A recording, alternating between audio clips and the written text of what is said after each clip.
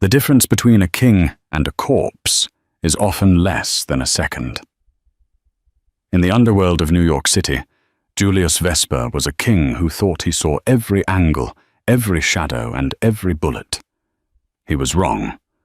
On a rainy Tuesday in the meatpacking district, inside a club worth $20 million, his death was sitting in a crystal glass right in front of him. He didn't see it coming, but the invisible girl in the corner did. When a waitress with shaking hands swapped his drink without speaking a word, she didn't just break protocol, she started a war. This is the story of Elena Rostova, the woman who saved the devil and the price she paid for it. The air inside the obsidian always smelled of expensive leather, stale smoke, and fear. It was a scent Julius Vesper had grown up with, a perfume of power that clung to the tailored suits of the men who ran the eastern seaboard. Julius sat at his usual table. Booth 4. Nestled in the back alcove, where the lighting was dim enough to hide a weapon, but bright enough to read a contract. He was 34, with the kind of sharp, predatory handsomeness that made people nervous. He wasn't just a boss. He was the Vesper heir, the man who had consolidated the struggling families of Tribeca and the Bronx into a single, terrifyingly efficient machine. Tonight, however, the machine was stalling. Sitting across from him was Marcus Thorne, a man whose smile looked like a cracked windshield. Thorne was technically an ally, a mid-level lieutenant from the Philadelphia faction, but in this life, ally was just a synonym for future enemy. "You're overthinking the logistics, Julius," Thorne said, leaning back and swirling the amber liquid in his glass. "The Port Authority in Newark is already paid off. My guys handle the transport. Your guys handle the distribution. It's clean." Julius tapped his fingers against the mahogany table. Nothing about Thorne was clean. "Newark is under federal surveillance. I told you last week we move through Baltimore, or we don't move at all." "Baltimore is expensive," Thorne countered, his voice tightening. "Prison is more expensive," Julius replied coldly. The tension at the table was thick enough to choke on. Flanking Julius were his two bodyguards, silent statues named Luca and Silvio. Standing near the bar, watching the room with hawk-like intensity, was Dario Julius's consigliere and oldest friend. Or so he believed. Julius signaled for another round. He needed a moment to think, a second, to let the silence make Thorne uncomfortable. A waitress approached. She was new. Julius noticed everything, and he knew he hadn't seen her before. She was slight pale, with dark hair, pulled back into a severe bun that highlighted the sharp angles of her cheekbones. Her name tag read, Eleanor. She kept her eyes down, her movements fluid, but hesitant, like a deer walking through a wolf's den. "Refill," Julius said, his voice low. "Macallan 25. Neat." "And a gin tonic," Thorne added, flashing a greasy smile at the girl. Elena nodded, not speaking, and retreated to the bar. Julius watched her go, his eyes narrowing slightly. There was a tension in her shoulders that didn't match the usual fatigue of the service staff. She looked terrified. When she returned, she carried a circular tray. On it sat two glasses. One was a heavy crystal tumbler filled with the deep amber of the Scotch. The other was the highball glass for Thorne. She set Thorne's drink down first. He grunted a thanks, his eyes already back on Julius. Then she turned to Julius. Time seemed to slow down. Julius reached for the coaster, expecting the glass to be placed upon it. Elena's hand hovered. She held the crystal tumbler of Macallan. But then, in a movement so subtle that Silvio and Luca missed it entirely, she didn't place the drink down. She met Julius's eyes. It was the first time she had looked at him. Her eyes were a striking, impossible shade of grey, wide with panic, but anchored by a strange, desperate resolve. She shifted the tray. With a quick, trembling hand, she took the Macallan back, placed it on the far side of her tray, and instead placed a glass of sparkling water on his coaster. Julius froze. "I didn't order water." He opened his mouth to shred her for the mistake to demand his scotch, but Eleanor gave a microscopic shake of her head. It was barely a twitch. Her eyes darted to the Macallan she had withheld, then to Thorn, then back to Julius. "Don't," her eyes screamed. She left the water. She turned and walked away, her back rigid, taking the 25-year-old scotch back to the bar. "What the hell was that?" Thorn laughed, pointing at the water. "Vesper, you going soft on me, hydrating for a marathon." Julius stared at the bubbling water. His heart hammered a rhythm against his ribs. He had survived 3 assassination attempts in the last 5 years. He knew the feeling of the Reaper standing in the room. "Clear head," Julius lied smoothly, his voice betraying nothing. "We're talking millions, Marcus. I want to be sharp." He watched Elena at the bar. She didn't pour the scotch out. She set it on a lower shelf, hidden behind a row of vodka bottles, as if preserving evidence. Julius looked at Dario, his right-hand man. Dario was watching Thorn, looking bored. If the drink was tainted, who did it? The bartender. Thorn. Or someone closer. "To Baltimore," Thorn said, raising his glass. "If you insist." "To Baltimore," Julius said, lifting the water. Thorn drank. Julius took a sip of the club soda. It was tasteless, cold, and safe. 10 minutes later, the meeting concluded. Thorn stood up, buttoning his jacket. "We'll send the paperwork over by." Thorn stopped. He blinked, confused. He reached up to touch his collar, his face suddenly flushing a violent red. Thorn's knees buckled. He hit the floor with a sound like a sack of wet cement. Chaos erupted. Silvio and Luca had their guns drawn instantly, aiming at the door, at the staff, at the shadows. The few other patrons in the club screamed and scrambled for the exits. "Don't touch him!" Julius roared, standing up. Thorn convulsed, once foam gathering at the corners of his mouth, and then went still. His eyes were wide open, staring at the ceiling. It wasn't the drink. Thorn's drink had been fine. Julius's mind raced. The scotch. He looked toward the bar. Elena was gone. "Dario." Julius snapped his voice, ice cold. "Lock the doors. No one leaves. Find the waitress. The new one. Now." Julius walked to the bar, stepping over the chaos, his eyes fixed on the shelf behind the vodka bottles. He reached over and picked up the glass of Macallan 25 that Elena had refused to serve him. He lifted it to his nose.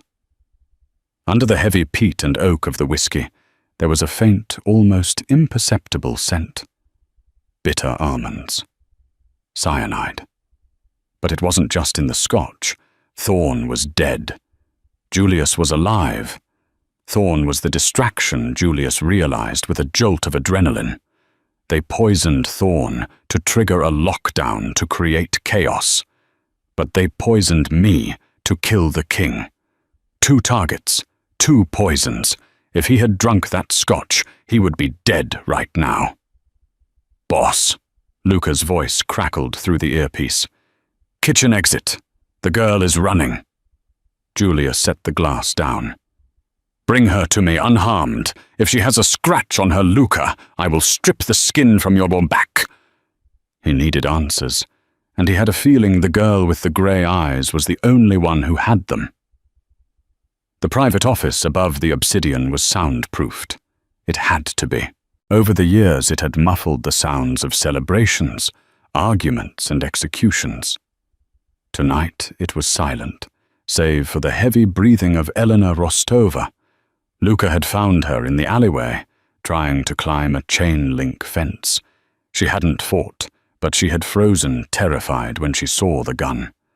Now she sat in a high-backed leather chair, her hands trembling in her lap. Julius Vesper stood by the window looking down at the street where police lights were beginning to flicker against the rain-slicked pavement. He turned slowly. "What is your name?" She swallowed hard. "Elena. Elena Rostova." "You're Russian." "My parents were. I was born in Queens." Julius walked to his desk and leaned against it, crossing his arms. He looked terrifying in the dim light. His tuxedo jacket discarded his white shirt, unbuttoned at the collar. "You saved my life tonight, Elena, from Queens. Why?" Elena looked down at her hands. They were raw, chapped from washing glasses. I saw him." "Saw who?" "The bartender. The one with the scar on his neck."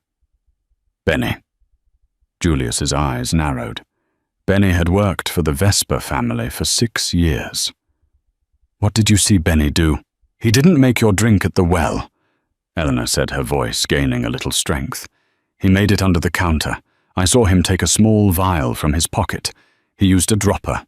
Just 1 drop. And you knew it was poison."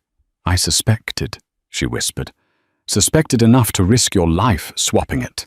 Julius stepped closer, towering over her. "You could have just spilled it. You could have dropped the tray. Instead, you swapped it for water and walked away. That takes nerve. Or training." Elena looked up, her jaw tightening. "I didn't want to die." "You weren't the one drinking it.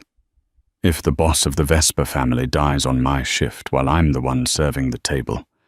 She paused, her grey eyes locking onto his. "I know how this works.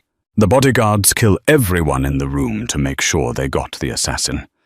I didn't save you because I like you, Mr. Vesper. I saved you because I wanted to go home to my sister." Julius stared at her. It was a brutally honest answer. He liked it. "And Thorne?" Julius asked. "How did he die?" "I don't know," she said quickly. Too quickly. Julius moved like a striker snake. He gripped the arms of the chair she was sitting in, trapping her. He leaned in close, smelling her cheap vanilla shampoo and the fear radiating off her skin. "Don't lie to me, Elena. You smelled the scotch. I saw you looking at the glass on the shelf. You knew exactly what was in it." "It smelled like almonds." She admitted, her breath hitching. "Cyanide. Most people don't know what cyanide smells like. Most people think it's odorless." I studied chemistry at NYU before I had to drop out." "Why did you drop out?" "Money." She spat out a flash of anger cutting through her fear. "My father got sick. I needed a job. Serving drinks to gangsters pays better than a lab internship." Julia studied her face. She was beautiful, yes, in a sharp, haunting way. But she was intelligent. That was far more dangerous. "Benny is dead," Julia said flatly. Elena flinched. "What?" "Luka found him in the basement 5 minutes ago. Throat slit. Whoever ordered the hit on me tied up the loose end immediately." Elena's face went white. She realized the implication instantly. If Benny is dead, and I'm the only one who saw him do it, then you are the loose end, Julius finished. He stood up and walked back to his desk, pouring himself a drink from a private sealed decanter. He took a sip, watching her. "They will come for you, Elena, whoever they are. They know you switched the drink. They know you're the reason I'm still breathing." "I'll leave," she said, standing up on shaky legs. "I'll leave the city. I'll go to Jersey." Julius laughed. It was a dark, dry sound. "Jersey. You think the people who tried to kill me can't find a waitress in Jersey?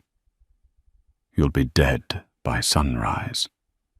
Then what do I do? She cried out, the desperation finally breaking her composure. You stay. The room went silent. Excuse me? You stay with me, Julius said. You are under my protection now, until I find out who ordered the hit. You don't leave my sight. You don't go home. You don't call your sister. I can't just... You can and you will. Julius pressed a button on his intercom. Dario, get the car. Bring the girls' things from the locker room. We're going to the penthouse. He looked back at Elena. She looked like she was trying to calculate an escape route, realizing all the doors were locked. Who is the chemist? Julius asked suddenly. Elena blinked. What? The poison in Thorne's drink. It was delayed. He drank it, felt fine, and died 10 minutes later. That's complex compound mixing. And the cyanide in my drink. If Benny had it, someone made it for him. Julius walked over to her, reaching out to tuck a stray strand of hair behind her ear. His fingers grazed her neck, and he felt her pulse hammering like a trapped bird. You have a good nose, Elena. You're going to help me find out who tried to kill me. I'm a waitress, she insisted. Not anymore, Julius said, his voice dropping to a whisper. Now you're mine. The door opened. Dario walked in, his face grim. Boss, we have a problem. What is it? The police aren't the only ones outside. We just spotted scouts from the Moretti family on the rooftops. Julius's face hardened into a mask of stone. The Morettis, his bitterest rivals. They didn't wait for confirmation of my death, Julius growled. They're moving in to take the territory tonight. He grabbed Elena's arm. Not gently, but not painfully either. It was possessive. Stay close to me, he commanded. If you let go of my hand, you die. Do you understand? Elena looked at his hand, then up at his face. She saw the violence there, but also the shield. She nodded. Good, Julius said, drawing a silver Sig Sauer from his shoulder holster. Let's go. The kitchen of the Obsidian was a labyrinth of stainless steel and steam. Usually it was a symphony of shouting chefs and clattering pans. But tonight the staff was huddled against the far wall, terrified, watched over by one of Julius's junior enforcers. Julius didn't stop. He moved with a terrifying fluid grace, one hand gripping his Sig Sauer, the other clamped firmly around Elena's wrist. He didn't drag her, but the force of his momentum made it impossible for her to lag behind. Stay low, he commanded, his voice barely audible over the hum of the industrial refrigerators. They reached the heavy steel door of the loading dock. Dario was already there, pressing a finger to his ear, listening to the chatter of the security team outside. Moretti's men are covering the front and the alley, Dario hissed. We have a sniper on the east roof. We're boxed in, Julius. Julius's face remained impassive.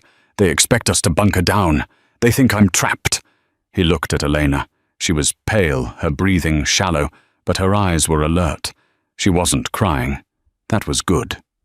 Can you run in heels? Elena looked down at her black service pumps.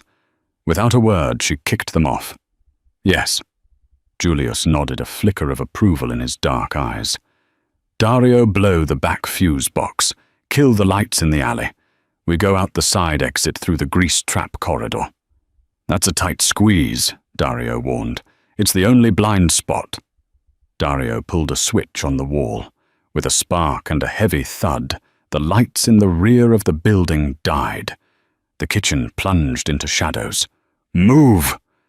Julius pushed the side door open.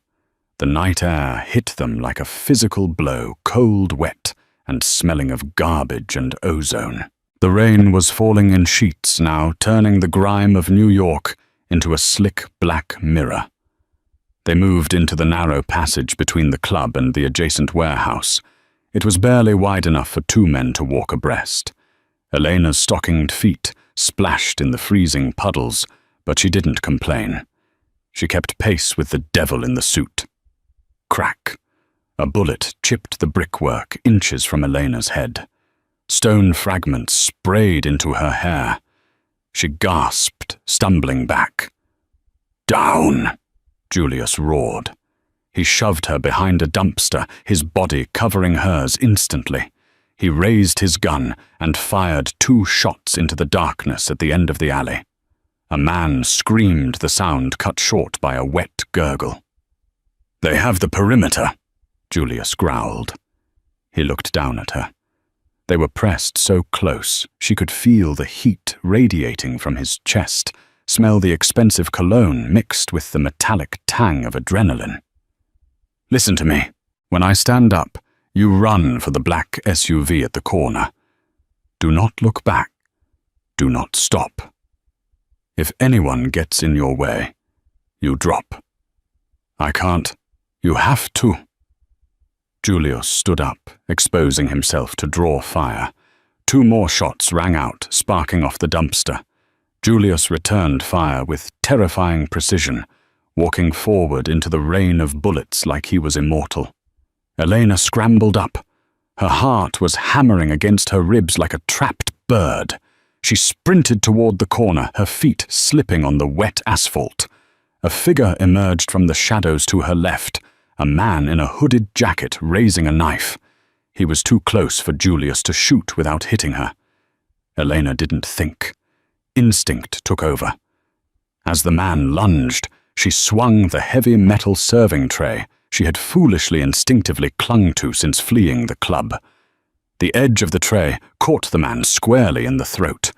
He gagged and stumbled back, dropping the knife. Elena didn't wait. She scrambled past him, reaching the black armored Escalade just as the back door flew open. Silvio the driver hauled her inside. Seconds later, Julius dove in after her. "Go, go." The tires screeched, smoking against the wet pavement as the heavy vehicle roared away, fishtailing onto the main avenue before straightening out. Inside the car, the silence was deafening. Julius sat back, smoothing his wet hair. He checked his magazine, ejected it, and slid a fresh one in with a mechanical click. Then he looked at Elena. She was shivering violently now, the adrenaline crash hitting her hard. She was soaked, her uniform clinging to her skin, her hair plastered to her face. She was still clutching the dented serving tray. Julius reached over and gently pried the tray from her white-knuckled grip. "You have a good swing," he said quietly. Elena looked at her hands. They were shaking. I hit him." "You survived him," Julius corrected. He reached into a compartment and pulled out a heavy cashmere blanket, tossing it over her. "There is a difference." "Where are we going?" she asked, her voice trembling. "The Vesper Tower," Julius said, looking out the tinted window as the city lights blurred by. "My fortress." "I need to call my sister," Elena said suddenly, sitting up straighter. "If the Morettis are attacking you, if they know who I am—" "They don't know who you are yet," Julius said. "To them you're just a member of the staff who got lucky. But that will change by morning. That's why I need to call her. She's at the apartment in Queens. She's alone." Julius turned his gaze on her. It was heavy, weighing her soul. "Is she alone?" "Yes, she's sick. She doesn't go out." Julius tapped the partition glass. "Dario, send a retrieval team to Queens. Astoria, right?" He looked at Elena for confirmation. "Sunnyside," Elena corrected quickly. "42nd Street, apartment 4B. Sunnyside, get the sister. Bring her to the tower. Use the medical transport van, so it doesn't look suspicious." Dario nodded from the front seat. On it, boss. Elena slumped back against the leather seat, letting out a breath she felt she'd been holding for an hour. Thank you. Don't thank me, Julius said, his eyes closing as he leaned his head back. I'm not doing it for charity. If they get to her, they get to you. And right now you are the most valuable asset I possess. Elena looked at him. The sharp jawline, the cruel mouth, the exhaustion hidden deep in the lines of his face. He was a monster, she knew that. But he was a monster who kept his word. Why? She whispered. Why is Marcus Thorne dead? He was your partner. Julius didn't open his eyes. In this city, Eleanor partnership is just a polite word for waiting your turn to hold the knife. Thorne got greedy. But the poison, his eyes snapped open, dark and cold. The poison wasn't meant to kill him. It was meant to make him suffer while I died. It was a message. From who? That, Julius said, looking at her with an intensity that made her shiver under the cashmere, is what you are going to tell me. The Vesper Tower rose above Midtown Manhattan like a black needle piercing the sky. The penthouse occupied the top 3 floors, a fortress of glass, steel, and Italian marble that looked down on the world with indifferent superiority. The elevator opened directly into the living area, a space larger than Eleanor's entire apartment building. The walls were floor-to-ceiling glass, offering a panoramic view of the storm-lashed city below. Silvio, secure the perimeter. Luca, get the medical team on standby for when the sister arrives, Julius ordered as he strode into the room, stripping off his ruined jacket and tossing it onto a white leather sofa. He turned to Elena, who was standing awkwardly by the elevator, dripping water onto the pristine marble floor. She looked small, fragile, and utterly out of place. The guest suite is down the hall, second door on the left, Julius said. There are clothes in the closet, probably too big but dry. Shower, change, then come to the study. I'm not your guest, Elena said, hugging the blanket tighter. I'm your prisoner. Julius paused, pouring himself a drink water this time. He took a long sip and turned to face her. A prisoner has no choice. You have a choice, Elena. You can walk out that elevator right now. I won't stop you. Elena looked at the elevator buttons. She thought of the man in the alley with the knife. She thought of the Moretti hitmen. She thought of her sister Natalia, coughing in their drafty apartment, defenseless. That's not a real choice, she said bitterly. It's the only kind of choice adults get, Julius replied. Go get cleaned up. We have work to do. 30 minutes later, Eleanor entered the study. She was wearing a black silk shirt and drawstring trousers. She had found in the closet men's clothes rolled up at the cuffs, smelling faintly of cedar and tobacco. Her hair was damp, combed back from her face. Without the severe waitress bun, she looked younger, softer, but her grey eyes were still hard as flint. Julius was sitting behind a massive ebony desk. On the desk, illuminated by a harsh halogen lamp, sat the glass of Macallan 25. He had brought it with him. Sit, he said, gesturing to the chair opposite him. Elena sat. She looked at the glass. The amber liquid looked innocent, inviting. You said you studied chemistry. Julius began, leaning forward. Tell me what you know about cyanide. Potassium cyanide. Elena recited, her voice steadying as she slipped into academic mode. KCN, soluble in water. It interferes with cellular respiration. Stops the body from using oxygen. It smells like bitter almonds, but only to about 40% of the population who have the specific gene to detect it. And you have the gene, obviously. Thorne didn't smell it in his drink, Julius mused. But Thorne didn't die instantly.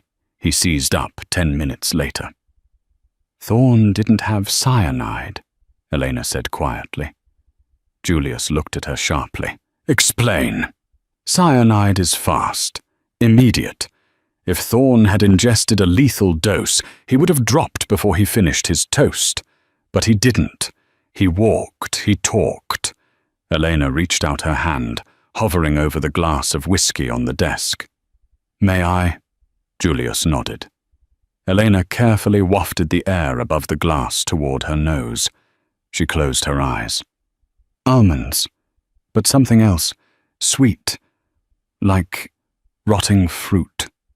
She opened her eyes.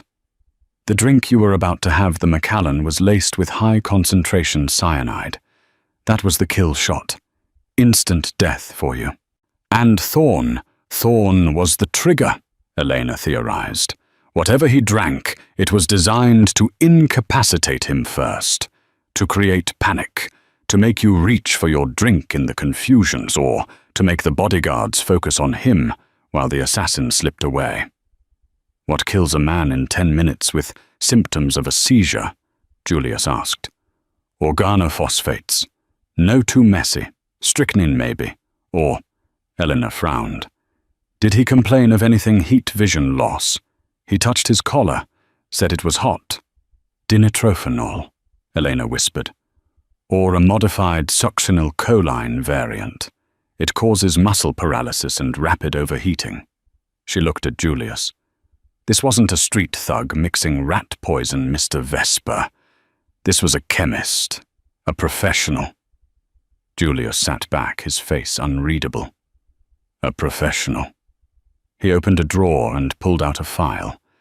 He tossed a photograph across the desk. It was a grainy surveillance shot of a man in a lab coat walking through a crowded market in Berlin. Do you know this man? Elena looked at the photo. She shook her head. No. His name is Arthur Weiss. He was the chemist for the Bratva in Brighton Beach. He disappeared 2 months ago. So, Julius said. Weiss was known for his signature. He liked to mix poisons that mimicked natural causes, heart attacks, strokes. But he had a vanity. He always left a trace of bitter almond oil in his mixtures, even if there was no cyanide. As a calling card, Elena looked at the glass again. So the almond smell might not have been the poison. It might have been the autograph. Exactly. Julius stood up and walked to the window looking out at the city. Which means the Morettis didn't order this hit. The Morettis are butchers, not artists. They use shotguns and car bombs. Then who?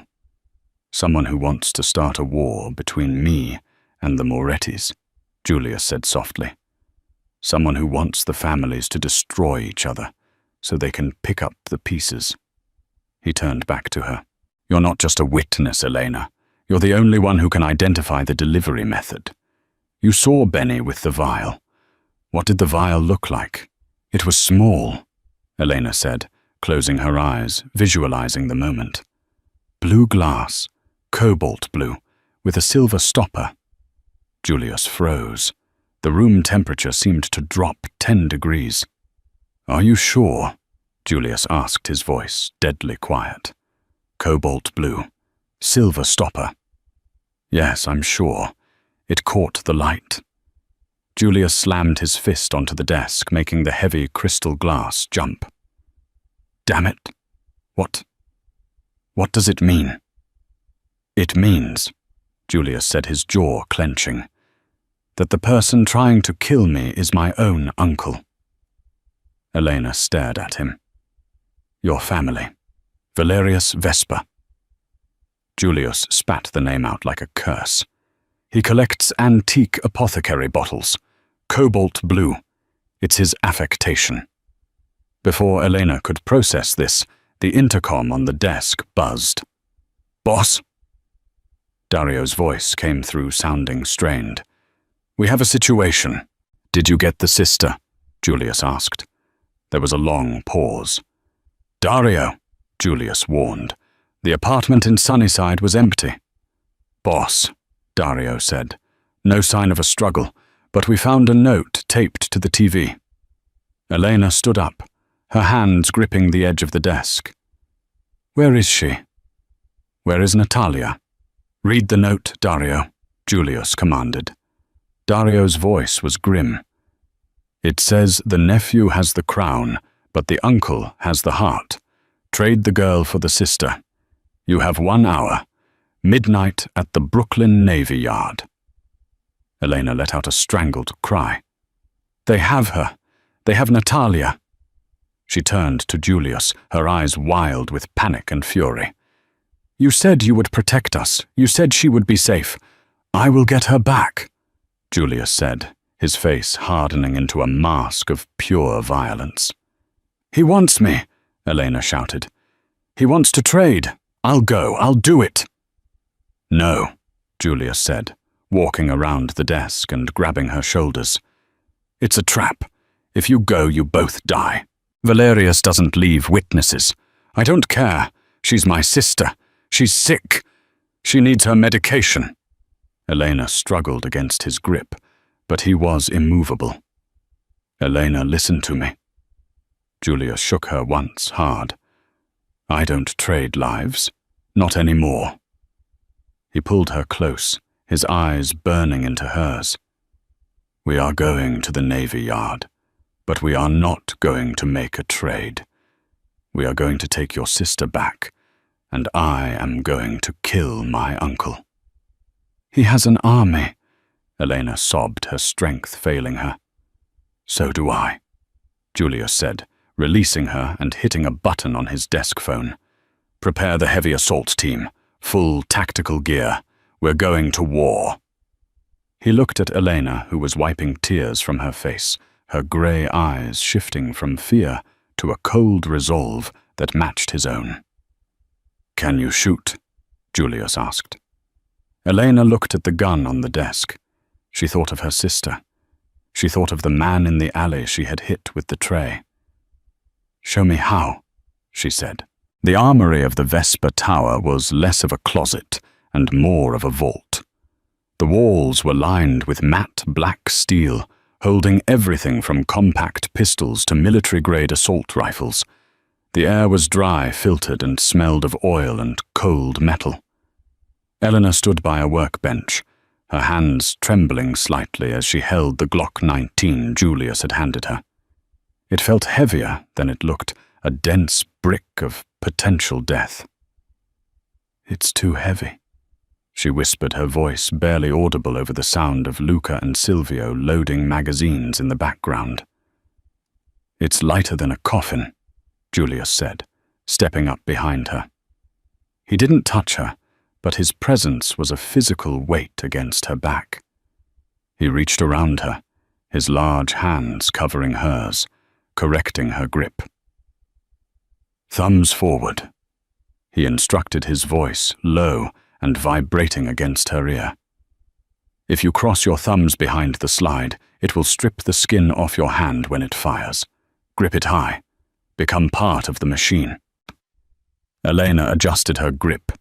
Julius's hands were rough, calloused from years of violence, yet his touch was surprisingly precise.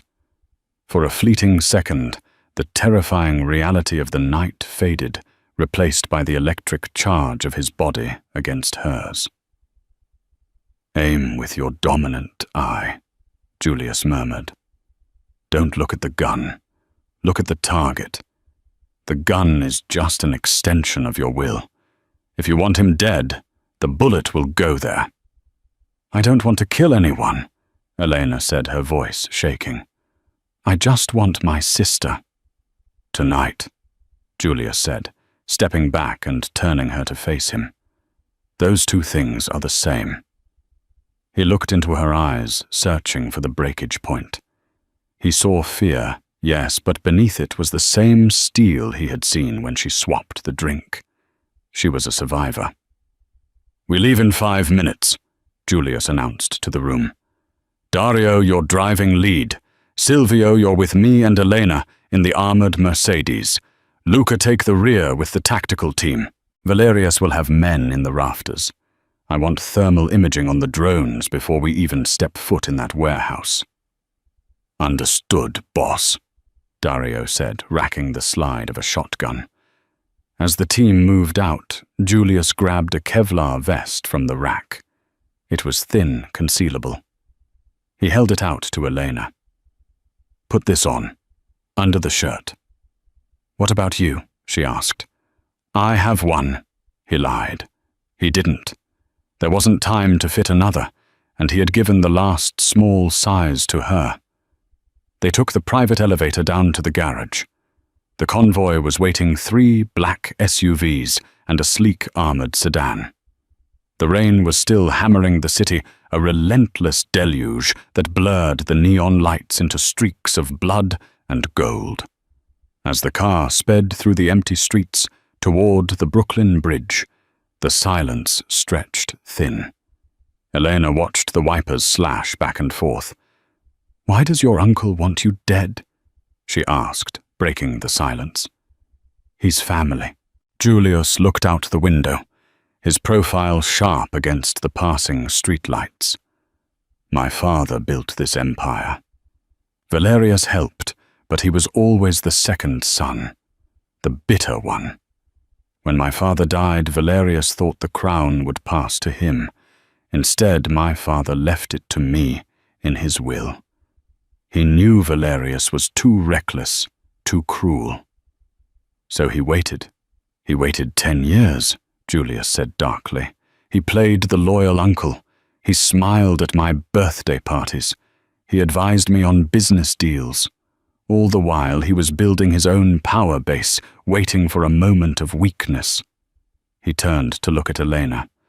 "Tonight was supposed to be that moment. He poisoned my drink to kill me, and poisoned Thorn to make it look like a botched hit by a rival family. He would have stepped in as the grieving uncle to avenge me and take control. But I ruined it," Elena realized. "You ruined it," Julius agreed. A ghost of a smile touched his lips. "You saved me, and now he has to do it the hard way." The car slowed as they approached the Brooklyn Navy Yard. The industrial complex was a sprawling ghost town of brick warehouses, rusting dry docks, and towering cranes that looked like skeletal dinosaurs in the mist. "Building 77. Dario's voice came over the radio. "Thermal shows heat signatures on the 2nd floor, maybe 10 hostiles, and 1 stationary heat signature, sitting in a chair, center of the room." "That's Natalia," Eleanor gasped, leaning forward. "Stay calm," Julius commanded. He checked his weapon. "We don't go in the front door. Valerius will have it rigged." The convoy stopped in the shadow of a decommissioned ship. The rain was torrential now, masking the sound of their doors opening. Julius stepped out into the storm. He looked at Elena. "Stay behind me. If the shooting starts, you get low and you move to the extraction point. Do not try to be a hero." Elena gripped the Glock in her pocket. "I'm not a hero, Julius. I'm a sister." Julius nodded. "Let's go." They moved through the shadows, a team of wraiths in the downpour. They bypassed the main entrance of the massive warehouse, circling to a rusted maintenance door on the south side. Luca used a silent thermal lance to melt the lock. It hissed glowing orange and then popped open. They were inside. The warehouse was cavernous, smelling of wet concrete and old diesel. High above, rain hammered on the corrugated metal roof, creating a deafening white noise. The ground floor was a maze of shipping crates. In the center of the open space, under a single hanging floodlight, sat a wooden chair. Tied to it was a young woman. Her head hung low, her dark hair obscuring her face. "Natalia!" Elena screamed, unable to stop herself. The figure in the chair jerked her head up. It was her. Her face was bruised, her eyes wide with terror. "Elena Run!" Natalia screamed, her voice hoarse. "It's a click," Suddenly, a massive floodlights slammed on from the catwalks above, blinding Julius and his team. "Welcome to the family reunion," a voice boomed from the darkness of the upper gantries. Julius didn't flinch. He raised his hand, signaling his team to hold fire. "Show yourself, Valerius." A man stepped to the railing of the catwalk. He was older than Julius, wearing an impeccable grey suit that seemed untouched by the grime of the warehouse. He held a cane, though he didn't need it. It was a weapon, not a support. "Julius," Valerius Vesper smiled. "You look terrible. Didn't like the scotch." "I prefer water these days," Julius shouted back. "Let the girl go, Valerius. She's a civilian. This is between us." "Oh, but she's not a civilian anymore," Valerius laughed. He gestured to Elena, who was squinting against the lights. "She's the little mouse that broke the trap. I'm actually quite impressed. A waitress, really, Julius, you're dating down." "Let her go." Julius repeated his voice, dropping an octave, becoming something primal. "I don't think so." Valerius sighed. "You see, I need you to suffer, nephew. I need you to know what it feels like to lose everything before you die." Valerius raised a hand. From the shadows of the crates on the ground floor, a dozen men emerged, guns drawn. They had Julius's team surrounded. "Drop the weapons," Valerius commanded, "or the sister gets it first." One of Valerius's men stepped up to Natalia, pressing the barrel of a shotgun to her temple. Natalia sobbed, squeezing her eyes shut. Julius stood rock still. He calculated the odds. Dario and Luca could take out 4, maybe 5, but Natalia would be dead before they pulled the triggers. "Do it, Julius," Valerius taunted. "Show them the great Vesper King surrendering." Julius slowly crouched and placed his Sig Sauer on the concrete floor. "Stand down," he ordered his men. Dario and Silvio hesitated, but they followed the order. Clattering sounds echoed as guns hit the floor. "Good," Valerius grinned. "Now bring the waitress here. I want to see the girl who outsmarted me." 2 guards grabbed Elena. She struggled, but they dragged her into the center circle of light, throwing her down next to Natalia's chair. "Elena," Natalia wept. "I'm sorry." "It's okay," Elena whispered, grabbing her sister's bound hands. "He's going to get us out." "Him," Valerius laughed, walking down the metal stairs toward them. "He's a corpse walking. And you, my dear, you're just the garnish." Valerius reached the ground floor. He pulled a cobalt blue vial from his pocket, the same type Eleanor had described. He twirled it in his fingers. "Since you know so much about chemistry, Eleanor," Valerius said, stepping closer to Julius, "perhaps you can tell me what happens when you mix fulminated mercury with a kinetic trigger." Eleanor's eyes widened. "It explodes on impact." "Precisely." Valerius smiled. He looked at Julius. "I'm going to kill you, Julius, but first I'm going to make you watch me bleed these 2 girls dry." Valerius pulled a gun from his jacket, a gold-plated Desert Eagle. He aimed it at Elena. "No!" Julius roared. He moved. Not for his gun, it was too far.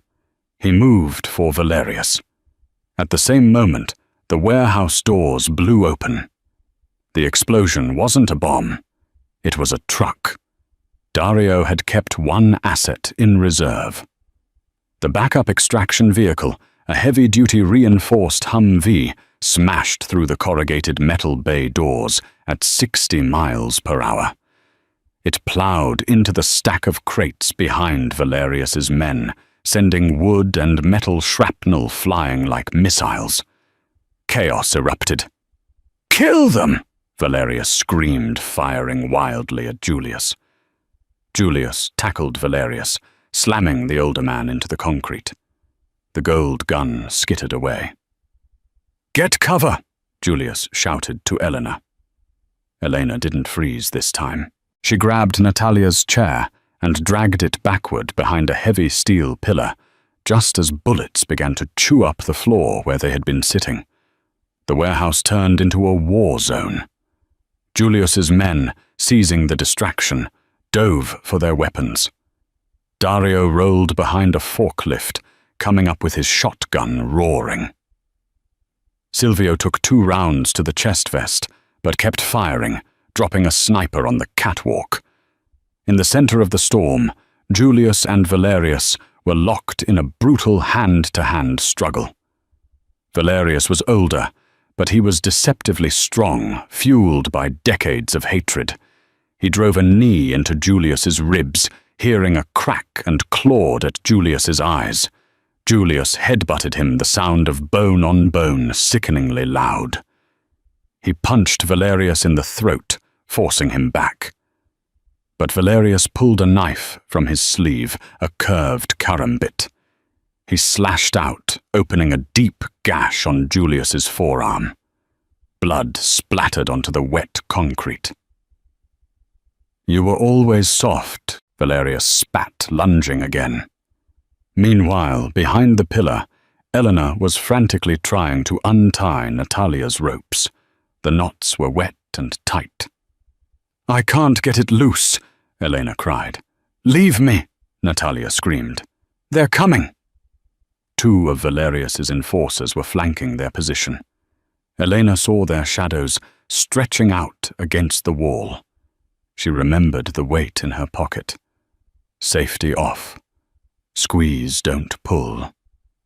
Elena pulled the Glock 19. Her hands were shaking, but her mind went cold. It was the same coldness she felt when measuring volatile acids in the lab. A mistake meant death. Precision meant survival. The first man rounded the pillar. Elena didn't hesitate. She fired.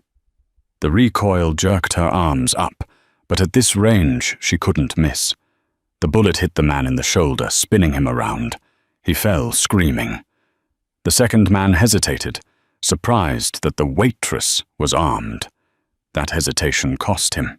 Elena fired again. 2 shots, wild, but effective suppressive fire. He ducked back. "Good girl," a voice grunted. Julius was there. He had broken away from Valerius for a split second. He grabbed the knife from the fallen man's belt and slashed Natalia's ropes in one motion. "Go to the Humvee," Julius ordered. "Luca is driving. Go." "Not without you." Elena grabbed his arm. His white shirt was soaked in blood, both from the gash on his arm and a graze on his side. "I have to end this," Julius said, looking back toward the center of the room. Valerius had recovered his gun. He was standing by the open chemical storage vats near the loading dock, using them as cover. He was taking pot shots at Dario and the rest of Julius's team. "Julius, those are solvents," Elena screamed, seeing the labels on the drums Valerius was hiding behind. "Acetone and hexane. If a bullet hits them, it's a bomb." Julius finished the thought. "A big one. It will bring the roof down." Julius looked at her. For a moment, the sounds of the gunfight faded. He reached out and cupped her face, his bloody thumb stroking her cheekbone. "Get your sister out. Drive until you hit the city. Don't stop." "What are you going to do?" "I'm going to fire Valerius," Julius said grimly. He shoved Elena toward the Humvee, where Luca was waving frantically. Elena dragged Natalia, throwing her into the back seat. She scrambled in after her. "Where's the boss?" Luca yelled, revving the engine. "Go!" Elena screamed, tears blinding her. "He said go!" As the Humvee screeched out of the shattered bay doors, Elena looked back through the rear window. She saw Julius running, not away from the danger, but toward it.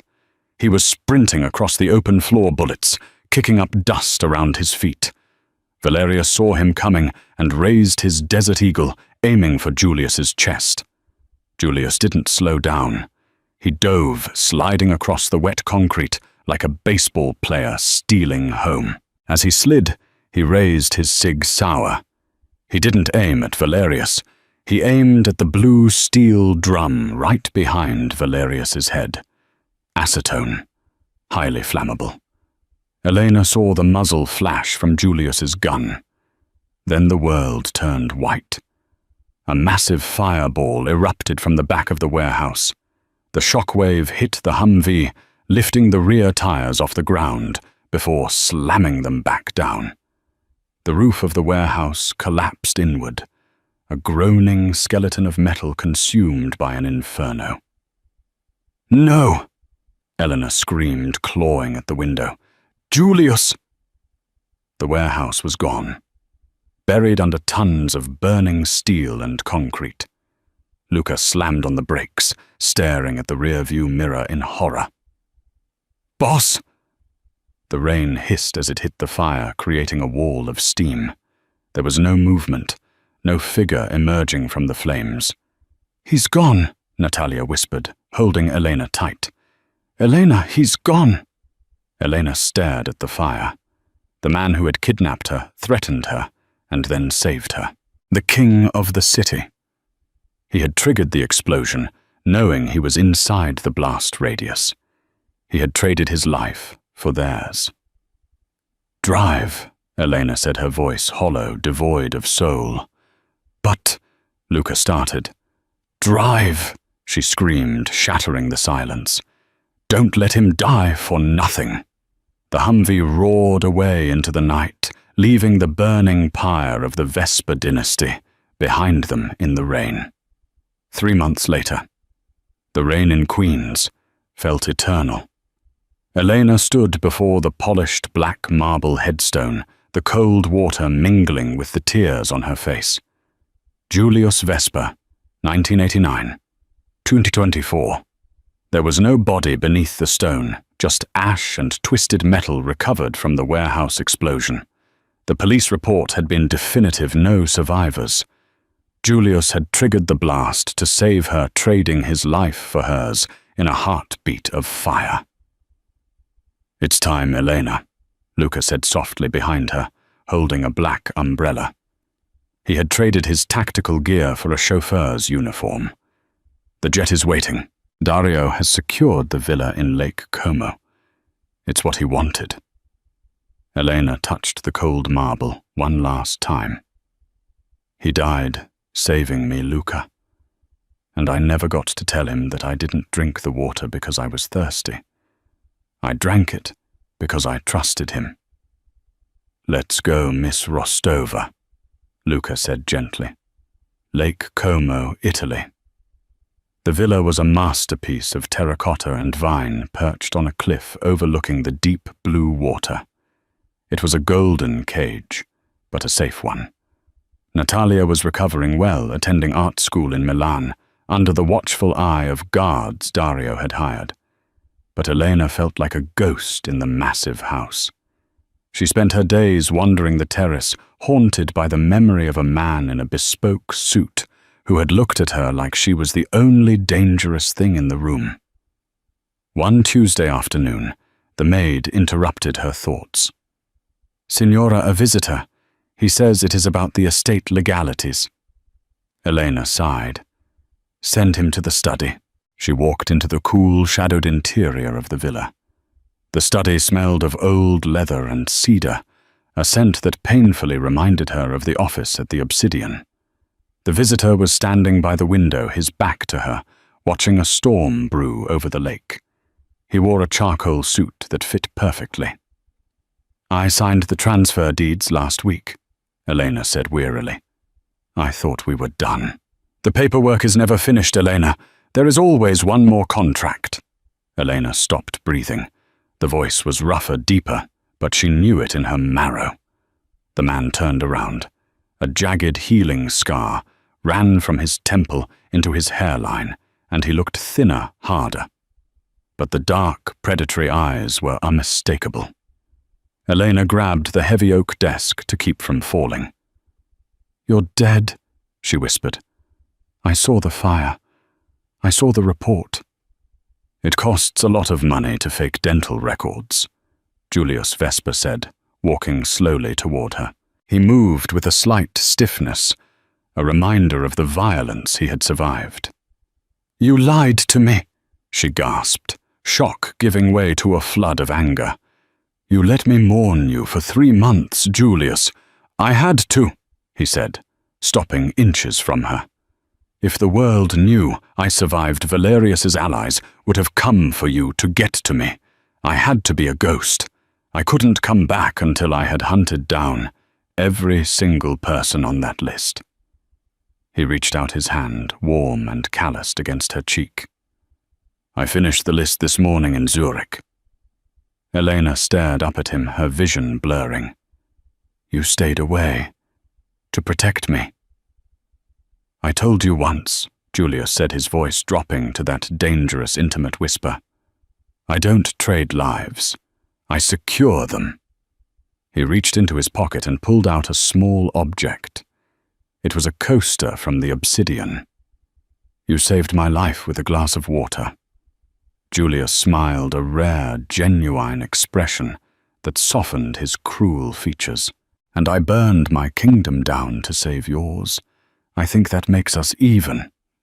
"I don't want to be even," Elena whispered, tears spilling over.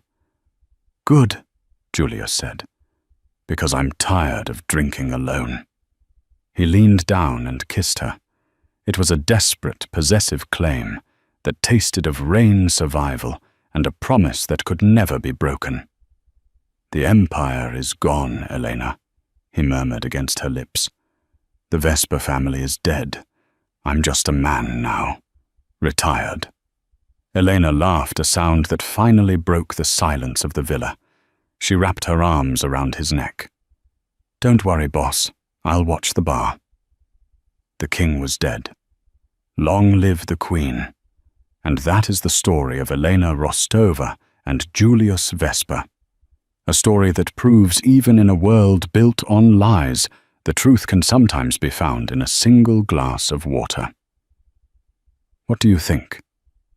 Did Julius go too far faking his death, or was it the only way to truly keep Elena safe? Let me know in the comments below. I read every single one. If this story kept you on the edge of your seat, please hit that like button. It really helps the channel grow and lets me know you want more Mafia romance thrillers. And if you haven't already, subscribe and ring the bell so you never miss a twist. I have another story coming next week about a bodyguard who falls for the daughter of his worst enemy. You won't want to miss that. Until then, check your drinks and stay safe.